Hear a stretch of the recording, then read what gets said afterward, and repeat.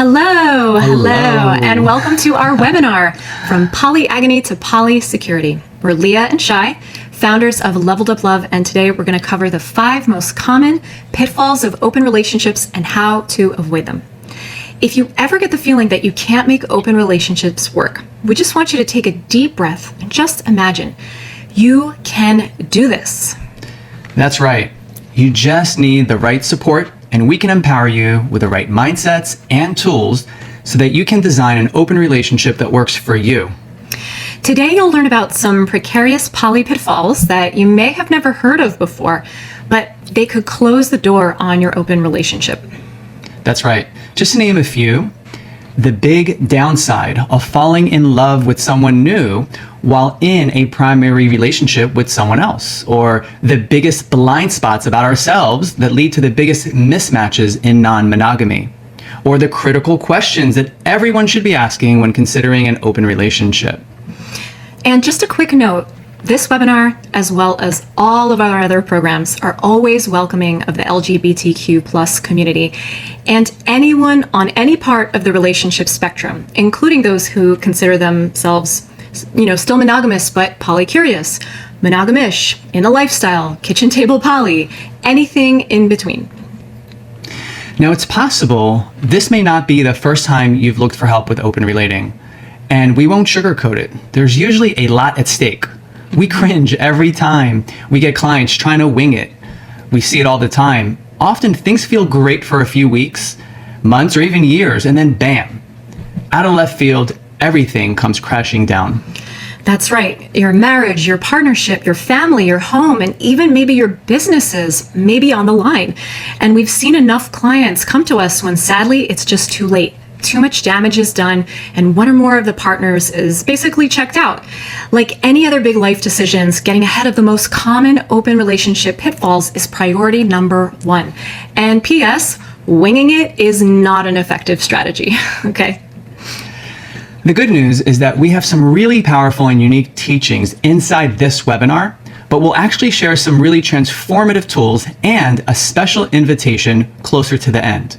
So we'd love it if you would commit to staying with us for the duration of this short but powerful webinar. We'll definitely make it worth your while. Okay, so the first thing we want to mention is that if you're struggling with open relating, it's not your fault. There's a lot of conflicting information out there, and that can feel overwhelming. for example, there are lots of different opinions from so-called relationship experts on how to handle jealousy. Ugh. You may have run into some poly folks and coaches who tell you to just stop feeling jealous. And if you can't, you should just walk away, as if that's an easy choice to make. And they have their reasons for saying that, and maybe that's what worked for them, but it's not true for so many others. False. Okay, so our goal for this presentation is to help 2 types of people. First, for those who are relatively new to open relationships, maybe you haven't even opened up yet. You'll get ahead of the most common pitfalls and save yourselves a lot of future heartache and pain. And for those of you with more experience, you'll get to see which of the 5 pitfalls may apply to you right now so you can work to improve your existing open relationships. Our other goal for this presentation is to make it clear how trying to DIY an open relationship is a recipe for disaster and show you a more guided and holistic approach. We are confident we can help you create more secure and sustainable open relationships and believe our programs will help you get there faster. We speak from our own experience and the experience of many of our coaching clients. We wasted years struggling to figure things out on our own. We took a few for the team here, so you don't have to. You're welcome. Oh, and a quick note. We do talk about some adult topics on this class, so if you're at work or around little ones, we do suggest some headphones. So why would you listen to us? Well, we're now in our 7th year of our open relationship and are leaders of a 9,000 member community. We've spoken at multiple conferences, festivals, and on a national TV show called The Doctors. We've also supported hundreds of clients in both group and private coaching sessions. We have. And before we look at the pitfalls, let's take a closer look at what's happening in the world of relationships and why so many are turning towards opening them up. What is going on? It's the hottest thing. So we'll start by examining the biggest thing everyone seems to want, but it just isn't turning out the way we imagined. Marriage, love and marriage, right? It's funny, the majority of Americans will get married at some point in their lifetime for a big reason. The American dream of lifelong love and partnership and family. Well, unfortunately, this dream is getting broken again and again at alarming rates. And the numbers really speak for themselves. Not many know that up to 53% of first marriages end in divorce, and 1 in 3 divorces are attributed to infidelity. Now, something else not a lot of people know is that marriage is a big, big business in this country. In America alone, marriage is approximately $50 billion a year. Just really let that set in for a second. That's what we're spending on our flowers. Now, here's what's interesting. Guess what other industry is close to $50 billion a year? I'm going to give you a second. You got it? That's right, the divorce industry. Yay! So the same amount of money spent on till death do us part is going to parting us way before death. That just isn't panning out, right? So get this, we're spending $100 billion to get married and then divorced. Not to mention the affairs, the low rates of satisfaction in marriage, and the broken homes that families must endure. It's become painfully obvious, right, that something just isn't working. That's right. We all know how the saying goes. The definition of insanity is doing the same thing over and over again and expecting a different result. And now many of us, looking for different results, are questioning the status quo. And we're not alone. Many of us are ready to stop the insanity. A recent study by the International Academy of Sex Research found that 33% of people involved in monogamous relationships fantasize about having a sexually open relationship. Those are the ones who admitted it, at least. And, interestingly, 5% of the US population currently practices some form of consensual non-monogamy. That translates to millions of people. And this was actually by Dr. Ian Smith, who we were interviewed by. So with all that said, we were very clear about why we wanted an open relationship. But we ran into some inconvenient truths about how difficult being open would be. I, for one, remember how painful it was bringing up the idea of an open relationship to my then wife. That was about 12 years ago. And then, of course, you're either dealing with the green-eyed monster yourself once you are trying to open up, or you're frustrated with your partner's green-eyed monster. I remember all too well what polyagony felt like 6 years ago when we started. Even though I really wanted to claim my own sexual and emotional freedom after being married and monogamous for so long, I was dazed and confused when Shai first met Chrissy, who quickly became his other life partner. I was in a panic, and I didn't have any community or support network to lean on. I didn't have any tools for staying calm, and I didn't have the tools to communicate to Shai how I was feeling. It was really hard for me. I was also pretty challenged, wondering how to strike that delicate balance between my own freedom to love more and Leah's emotional balance. I couldn't stand seeing her struggle. Yeah, we both wanted to strike a balance, but all we heard from others was, if you can't stop feeling jealous, then maybe this poly thing isn't for you. As if I could just wave a magic wand and make my anxiety go away. And this is super challenging because internally I knew it wasn't that simple. In some ways, we both expected that one day I'd just feel less jealous, but time and time again we hit the same wall. It felt like a never-ending cycle.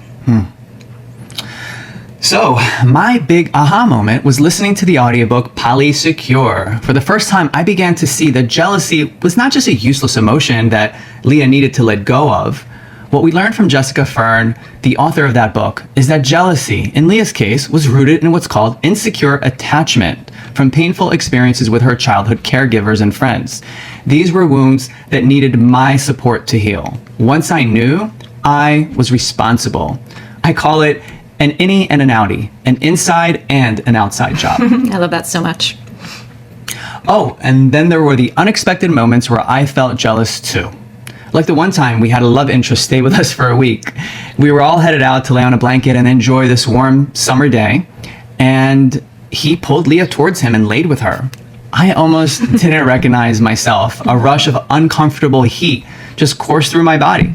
And it happened a second time when we were out at dinner. He reached out and held her hand. Just something so simple. And I felt that same wave overcome my body. Oh, babe. Happens to the best of us. So over the last 3 years or so, we had some real breakthroughs by taking a more guided and holistic approach to our open relationship, instead of trying to do things ourselves. First, we built and surrounded ourselves with a beautiful community that's now 9,000 members to share both our struggles and our joys. It was really important to not feel so alone on our journey. Then we sought out the top experts in the poly field to learn best practices and teach us next level communication skills. Things started to improve even more. We found a way for me to feel safe enough to express that my needs for connection with Shy were not getting met. And once we learned about the many different open relationship styles, we changed to a more inclusive style that got both of our needs met. I'd say that while there was no one silver bullet, and there's plenty of work to do still, we have made so much progress with the expert team of coaches who now teach the workshops in our program. Yay. We also started exploring various modalities to heal old relationship wounds. And we explored more Tantra, and that helped slow things down and deepen our connection even more. Now things were really coming together for us. There was way more ease and less stress. Look, we get it. The whole point of open relationships is supposed to be having more fun and expanding more love, right? More attention. It wasn't supposed to be this much work. But too often polyamory just turns into polyagony if you don't do the right kind of work at the right time. That's right. Yeah. It takes energy, time, money, but the inherent challenge of doing it yourself is that you don't know what you don't know. So you can't really get ahead of common pitfalls. This means that you and your partner or partners have much less control over outcomes, and you get blindsided by unexpected pain. And it sucks to know that those painful episodes were preventable with the right support. Oh, that's the worst when you when you know. Hindsight is So again, the key to our program is our holistic and guided approach to opening relationships and getting ahead of polyagony instead of shooting from the hip, right? So with what we'll be sharing with you today, you can learn to thrive in your open relationships. Okay, so without further ado, let's dive into the 5 pitfalls of open relationships and how to avoid them. And then we'll share our special invitation near the end. Watch out, these are nasty. All right, pitfall number 1 is called newbie NRE-itis. By far, this is one of the trickiest characters that are going to come into open relationships inevitably at some point, and it really does a number on the partnerships that we coach. So, gonna set this up by saying, love is a drug. It's not just a catchphrase or a lyric in a song, okay? It's real. When I first fell in love with people throughout my life, no one told me that the same chemicals triggered by hard drugs are also triggered by new love. Same stuff, but can last longer. And the problem is, no one trained us for keeping our current life together, our relationship, our marriage, our family, our home. No one taught us how to keep that together while we're falling hard for someone new and shiny, right? No one ever taught me. And it's supposed to be the fun part, right? So NRE is defined as new relationship energy. It's that buzzy, juicy, heady, gooey, squishy, exhilarating, wonderful time when everything is new and fresh and possible, right? But it's also completely distracting. It occupies so much of your attention. And too often what we see with our coaching clients is that it's not often fun for one particular person. Our current partner watching us become love zombies with someone else, right? So when NRE isn't paid close attention to, we get really distracted. Okay. Did you know that the same part of our brain that stores our deep, crazy love for people is the same place that we feel terror and hatred and resentment and loathing? Okay. So that's why fear, anger, and resentment created by unchecked and unconscious NRE so often results in these locked horns of our repeated arguments over a loss of time, attention, being compared to, what about me? And even questioning if you still want to be with your partner anymore. That's the hardest part. Now here's another poly myth, okay? Since we're open now, I should be able to just fall in love and do whatever I want because I'm open, right? So sorry, but no, we're gonna bust this myth Busted. right now. So maintaining a current relationship requires commitment and work to stay close while someone is off falling in love. Open relating is not immune to the infinite numbers of breakdown in communication and consideration, okay? You don't get a free pass. The tricky part is that with polyamory, this is much easier to see than in a monogamous relationship, and it can actually hurt way more because it's right in front of you. All right, so here's the thing. I can't emphasize this enough. Unless you've explicitly agreed to it, you are not single when you're in an open relationship. But too often we bring in old monogamous patterns, single and dating patterns of comparison, competition, and getting completely swept away in the tidal wave of new love, forgetting our current partner, who ironically is time tested. That's the sad part about this. So vulnerability alert. When I met Leah, we spent about 6 months together, just kind of deepening our connection. And I felt it was time to go out and kind of search out another partner. I felt that we were solid. But when I met Leah, I didn't know that I wasn't really aware that we had different factory settings. I love that phrase. I didn't know what I didn't know. Again, the idea that I was kind of super poly at the time and was used to having more than one full-on partnership at the same time. That was my factory setting. I was plus many other lovers. Not many, a couple of others maybe. And Leah was just coming out of a long-term monogamous relationship. So with those different factory settings, I was at the 6-month mark. I met Chrissy. I fell in love. I moved fast. I moved really fast, especially for Leah's factory settings. I wasn't trauma informed. I wasn't aware of Leah's abandonment wounds from her childhood, from other relationships, and I just kind of ran the same game plan. I didn't realize until years later, until reading Poly Secure, that there was so much more to the story, so much more happening in the background. We didn't have the communication skills, and then Leah was deeply impacted by that, and for that I'm sorry. I mean, the wounds that were cut back then may never heal. They literally are wounds that we need to manage now for the rest of our relationship. And but now that I know, I am responsible. I recognize that it's an inside job and an outside job, and I get to make different decisions moving forward, which is what's helping us kind of get back in a groove and find a different way of doing things.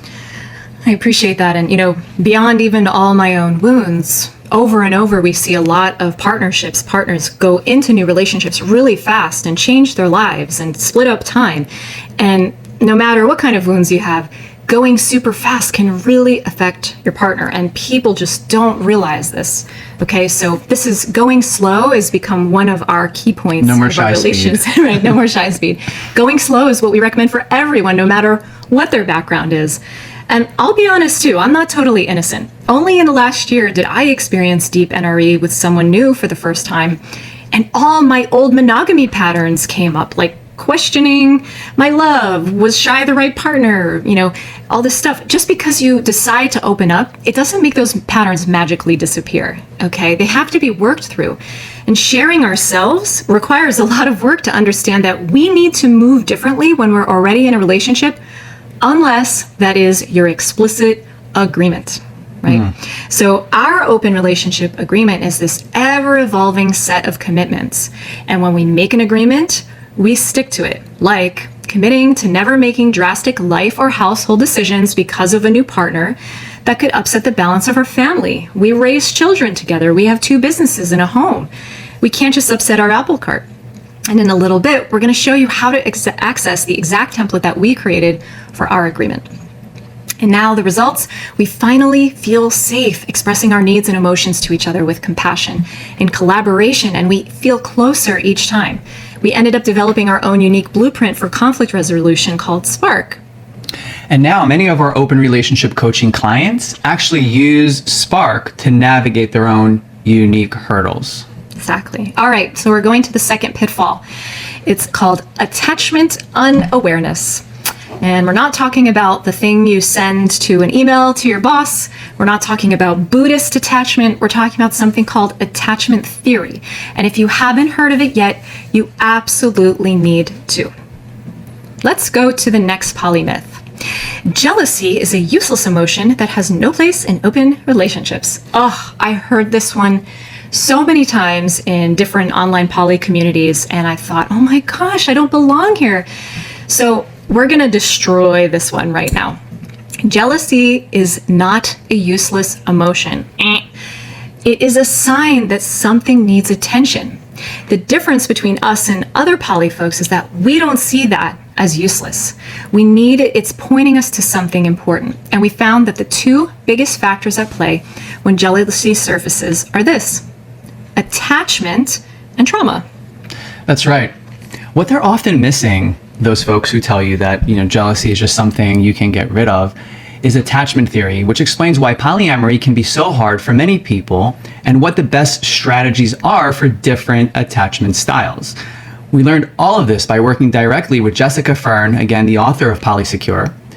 And now, achieving secure attachment in open relationships is what our community stands for. Learning and sharing about old wounds that directly impact our open relationships. Yeah, so we're going to bust this one. Jealousy is not useless. It's actually a complex layer cake of sorts of emotions, often stemming from childhood trauma and, even without trauma, from mismatches between attachment styles. So you might be thinking, well, I have a sense of what trauma is, but what the heck are attachment styles? Well, they kind of go hand in hand and both play a starring role in your relationships. Right. So I'm going to try to distill attachment down in just a few minutes just to get your curiosity piqued. So here we go. I want you to think of how we attach to other adults, especially love relationships, on this spectrum of security, okay? So here, just like we attach to our parents, we attach to adults. So on the left here, we have connection. We want to feel close, glued to each other. We love intimacy. Be with me. And then we have this other side of the spectrum, which is autonomy. It's distance, it's space, it's I need no. I need my own thing. I do my own thing. I got my own thing going on. So that's kind of the two things that we desire in attachment. When we look at the spectrum, and I'm going to go into the actual styles in a second, but when we look at the spectrum, the best way to think about this is in the center here, relatively in the center, if you have a good balance of wanting connection and autonomy, you're considered secure. You feel good, you navigate relationships well. This is a great place to be.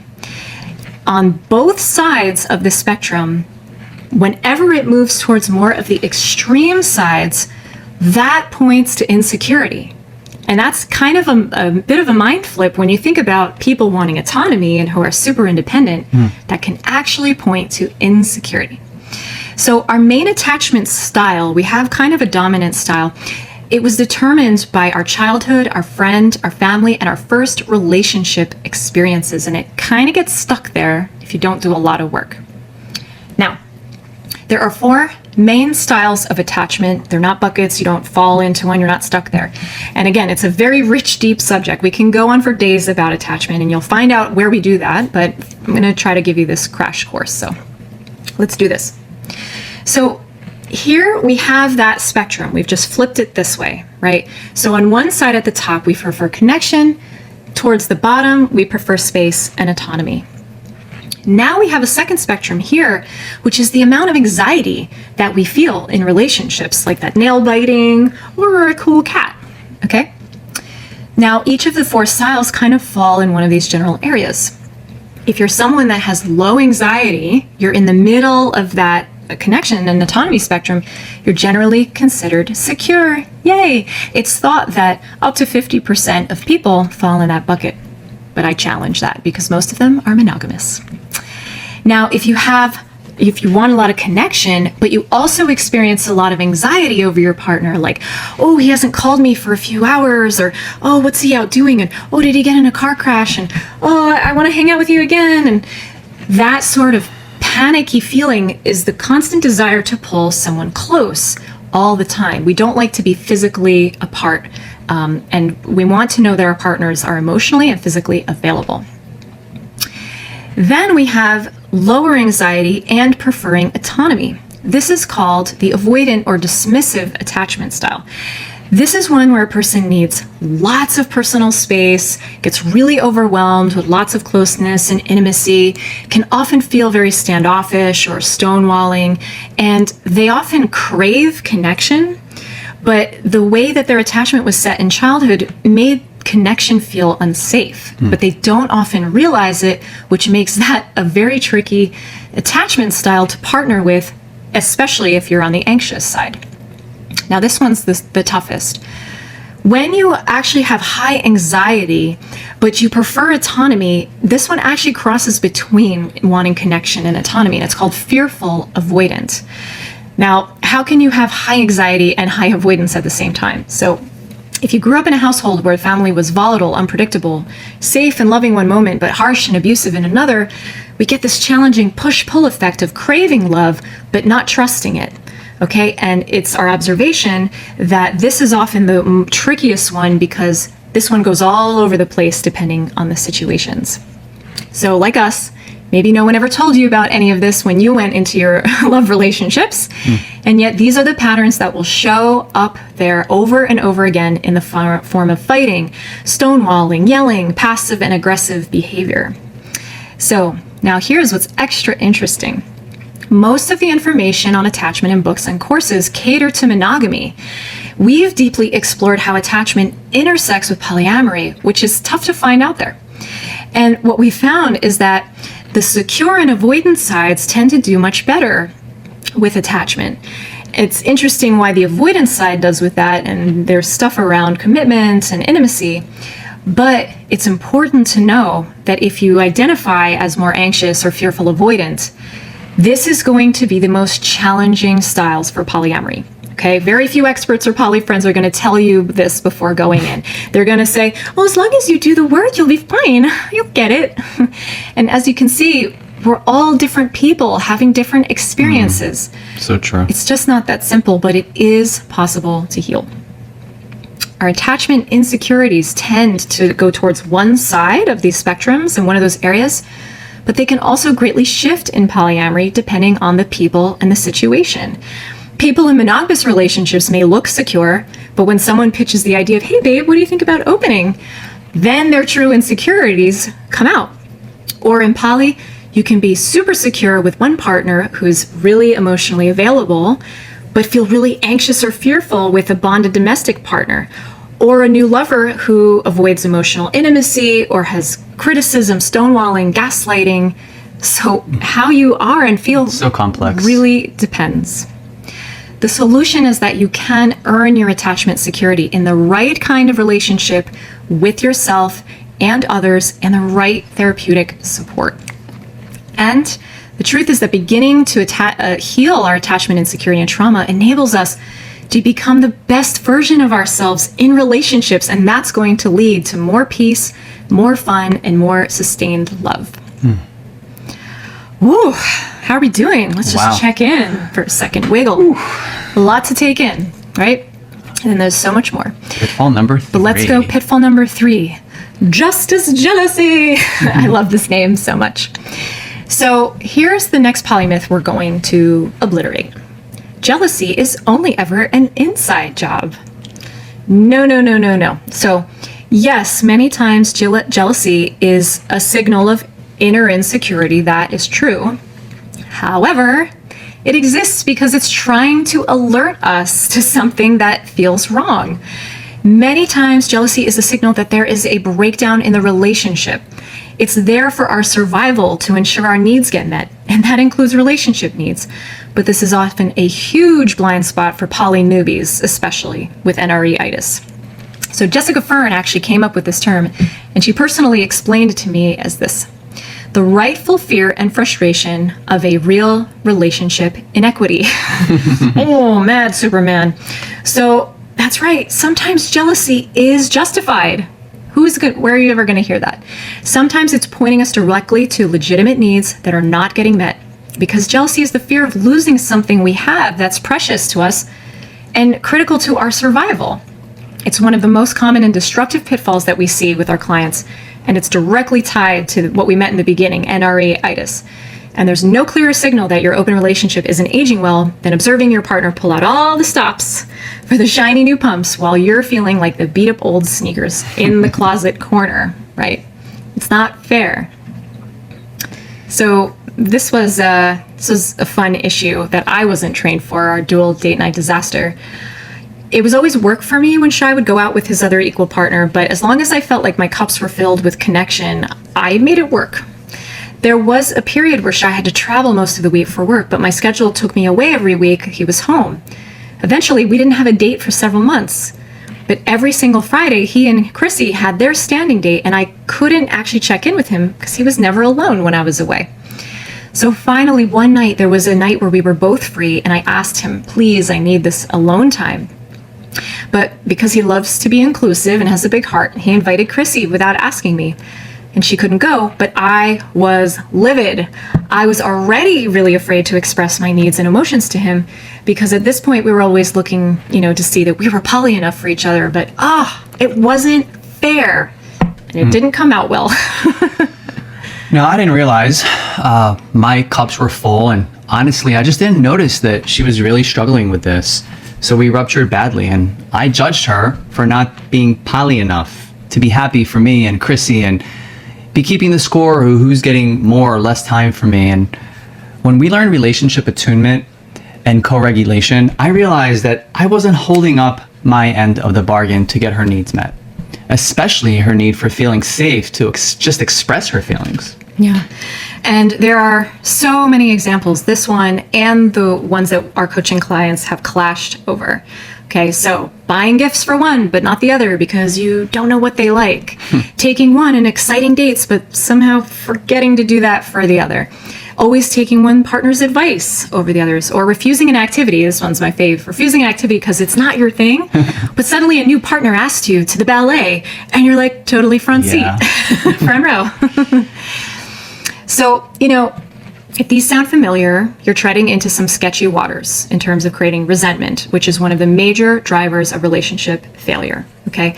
So here's the thing. We are going to act differently with a new partner than we do with our current one. Humans are inherently lazy. We're going to do the minimum amount of work required to get what we want, okay? And this is often less work with a tried and true relationship than with an unproven track record. But that doesn't mean that that's what should happen. Okay, this is an opportunity. So that's why, it was non-negotiable that we learned conscious and compassionate communication skills so we could learn this. I wanted a date. I deserved a date, right? Like it or not, there's going to be conflict in every relationship. And you can either let it destroy it by staying on the hamster wheel of fighting, or you can use it to overcome hurdles and even deepen your connection. So we use justice jealousy to inspire us to deepen our own relationship. If a new partner inspires a new activity or hobby, and sometimes we do it all together. I know we mentioned this earlier, but together we ended up developing this homegrown conflict resolution blueprint called Spark. We'll share more about that later, but it's based in the principles of nonviolent communication, imago therapy, and a little bit of Dale Carnegie sprinkled in there. A dash of Dale. And the results were that we finally felt safe expressing our needs and emotions to each other with compassion and collaboration, and we felt closer each time. Okay, so thanks, Leah. So now to pitfall number 4, not asking the right questions. So one question to ask is, why are you choosing an open relationship to begin with? What are your driving needs? See, many non-monogamous partners aren't clear on their why. Why are they choosing an open love style in the first place? They're not aware of which core human needs they each lead with and how those driving needs may differ from their partners. So let's take a deeper dive into this by starting with the 6 core human needs. We all have these core human needs, and these needs, as Tony Robbins explains, drive all of our behaviors, consciously or subconsciously, and they also define our overall sense of happiness in life. So they are, as you can see, certainty, variety, significance, love and connection, contribution, and growth. So I am fascinated by how these I talk about this ad nauseum, but how the six core human needs intersect with our relationship styles. So my experience with this, once I learned about the six core human needs, is this. When I was married and with my partner for, I think it was 18 years, I was pretty good at monogamy. We had a great relationship. We both experienced a lot of certainty, predictability, safety. We both, I think, had a sense of significance in each other's eyes. We respected each other. We had good love and connection as well. You know, our sex life was good. We were very affectionate with each other. And I felt this kind of weight on my shoulders when I noticed other women and wanted to express affinity towards them. And there was this like rule that I could not express my crushes or my love towards others.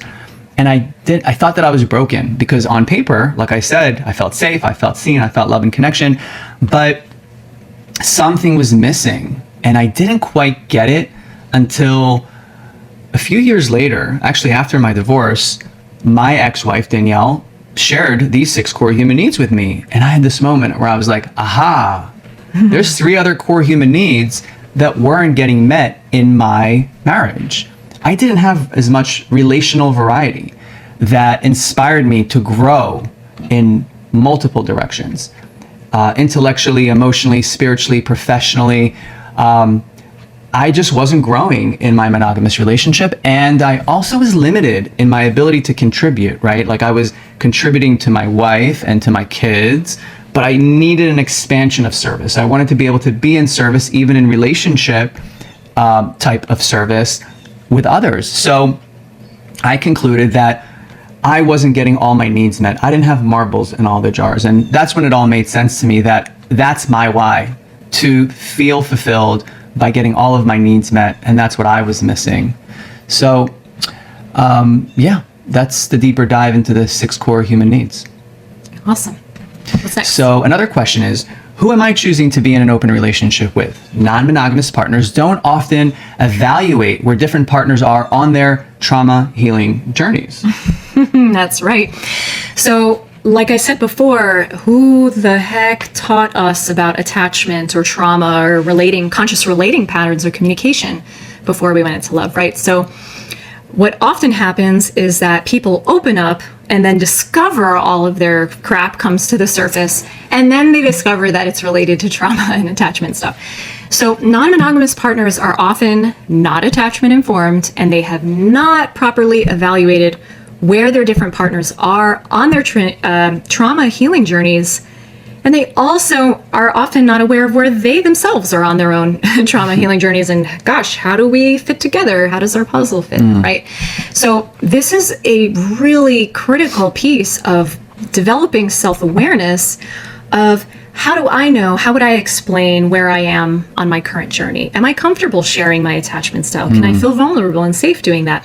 Can I express the things that I need to feel safe and loved and free? And then do I know what questions to ask potential new partners to gauge what their attachment is? Or do they already know and they're already aware? This is the level of consciousness that we want all relationships to have, but they are non-negotiable for open relating. And another key yet practical question is when? When is the right time to open up a relationship, to close it down, or to compromise somewhere in between? So too often, partners will attach to one way of doing things. Like, I need it this way. Now that I know what's on the love menu, I want it all. I order all of it. And again, this is not being single and dating. We have lives to think about, right? So, yes, we don't want to fear losing this freedom that we've maybe just discovered or losing it after we've just had it. But other partners don't want to lose their sense of safety if they have just had it, right? So flexibility and creativity are the key to winning at open relationships. Like maybe not announcing you want to be poly in the 3rd trimester of your wife's pregnancy, right? Or you have a big business launch, or you're moving houses. These are the kinds of times to think about, like, can we take this on right now? Because it takes a lot of time and attention. And one last critical question to ask is, what is the most ideal open love style for all the partners involved? What's interesting is that the answers to the prior 3 questions regarding everyone's needs, their attachment styles, and the timing will inform the answer to this open style choice question. And actually, one of the many powerful tools that will be offered with our invitation later on at the end of the webinar is the Open Love Style Guide. Did you know that there are over 19 different open relationship types? This tool dives into styles like hierarchical polyam, swinging, solo poly, and polysensuality, each with unique descriptions, strategies, and pitfalls. So just to get a quick little understanding of like the spectrum of non-monogamy, you have, for example, obviously on this side of the spectrum, monogamy, and then you go into non-consensual non-monogamy, also known as cheating, not a preferred version of non-monogamy. Then you've got monogamish. Then you've got some like polyaffectionate, polysensual. Then you might step into the swinging or lifestyle, as it's called, the lifestyle. Then you might have a don't ask, don't tell open relationship, another style. And then you have, I would say, polyamory, and polyamory has with it different styles. Solo poly, kitchen table poly, non-hierarchical poly, right? So there's so much there that we can't get into right now, but just to understand that there are different styles, and choosing the right one or a variation or a blend of 2 to accommodate the answers to those other questions, right? Like, why are you doing it? Who are you doing it with?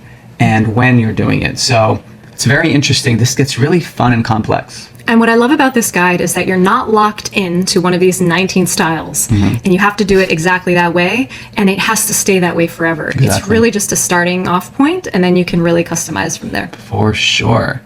All right, so the 5th pitfall is not having the right tools, mindsets, or support network. And that's why we're so proud to introduce our one-of-a-kind private coaching program. We call it the Secure Poly Protocol, and it includes 3 core pillars. The first pillar is a powerful, heart-centered communication method called Spark. I joke that polyamory is like the Olympics of relationships, and that you can't bring high school or college level communication skills to the Olympics. Mastering the art of emotional attunement is that next level of communication. The magic lies in learning how to listen, not to respond, logic, or defend yourself. And the second pillar focuses on ways to manage emotions and nervous system responses when partners get anxious and jealous, which is quite common in non-monogamy. And we work with our clients to learn how to manage their nervous systems and begin or continue their personal growth and healing journeys. For example, I help polyanxious partners address their insecure attachment and younger wounded parts with a healing approach called internal family systems, also known as IFS or parts work. These younger parts often show up as trauma responses in open relationships because of childhood wounds of abandonment, rejection, and neglect. We also have Danielle, who helps clients with nervous system education, emotional self-regulation, and TRE, short for tension and trauma release exercises. Another one of our practitioners, Cassie, practices BWRT, or Brain Working Recursive Therapy, a revolutionary approach for healing anxiety and trauma that can produce fast results. And for more challenging cases, we also have a clinical psychologist on our team, Dr. Ferraro. Our team approach is designed to directly address the anxieties, fears, and jealous reactions of the more anxiously attached partners in open relationships. After all, the emotional well-being of each partner in any relationship, let alone an open relationship, is key. In pillar number 3, we share best practices and work on custom strategies for each specific relationship. We offer a 9,000 member community for additional peer support, and we include the Secure Poly Collective, a growing library of exclusive educational workshops facilitated by open relationship experts, such as the best-selling author of Poly Secure, Jessica Fern. You'll also find the Ultimate Open Relationship Toolkit, which includes the Open Relationship Type Guide and the Open Relationship Agreement Guide, both mentioned earlier in this video. While this may seem overwhelming to some, keep in mind that our program is completely customizable. Some clients just need to improve their communication skills a bit, while other clients need deeper levels of support. We carefully tailor each strategy to the specific situation and needs of our clients. Now, while each of these pillars are quite effective on their own, we've seen the most transformative results with clients who work with us on all three pillars holistically. So, if this video resonated with you and you're looking for support, let's jump on a free coaching discovery call. You can find the link to book your complimentary call on this page. And for now, remember, you've got this. And we've got you.